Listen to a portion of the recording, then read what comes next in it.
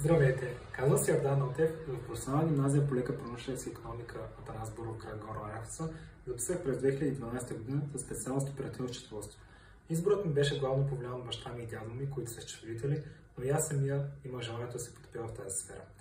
От приятели и познати бях чувал за училището доста добри думи, които се оправдаха напълно след като влязох там.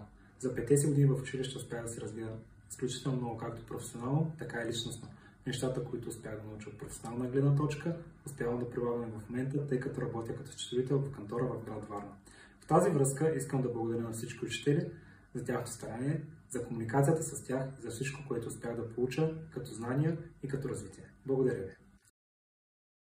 Здравейте, казвам се Силвия Заркова и през 2007 година избрах професионална гимназия по лека промишленост и икономика Атанас Буров, град Горна Оряховица. Избрах я с ясното съзнание, че искам да се обучавам в областта на икономиката в едно от най-елитните средни училища в област Велико Търново, което същевременно предоставя качествени знания и практически умения. За мен и моите родители изборът беше безапелационен. Винаги съм си поставила високи цели, затова и не беше трудно да се насоча към изборът на специалност банково дело с професия финансист. По време на обучението ми получих основите на моето икономическо образование и необятният ми интерес към банковото дело, публичните и корпоративните финанси и инвестициите. Именно обучението ми в гимназията, подкрепено от екипа ерудирани преподаватели, ме насърчи да продължа да се развивам в икономическата сфера, продължавайки своето обучение в специалност финанси, магистърска програма финансов мениджмънт, образователната и научна степен доктор, по докторска програма финанси, парично обращение, кредити за страховка, Свищовската алма матер.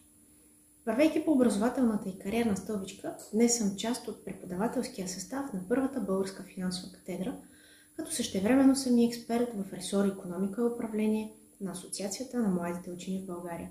Автор съм на десетки научни разработки, включително такива, които са индексирани в световните бази данни като Scopus и Web of Science. Носител съм на едни от най-значимите награди за студенти и докторанти в областта на икономиката, сред които млад икономист и докторант на годината. Имайки предвид това, смело и отговорно мога да заявя, че това, което съм днес в професионален аспект, дължа на 3 неща. Първото от които е стабилните основи, поставени от учителите на професионална гимназия по лека промишленост и икономика Атанас Буров, град Горна Оряховица. Университетските ми преподаватели от Стопанска академия Димитър Апостолов в град Свищов и не на последно място моето семейство. Благодаря.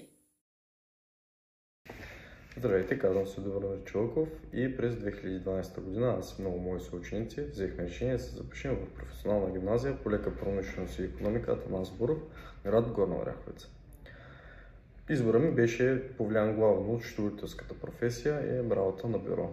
Точно заради това избрах специалността оперативно счетоводство.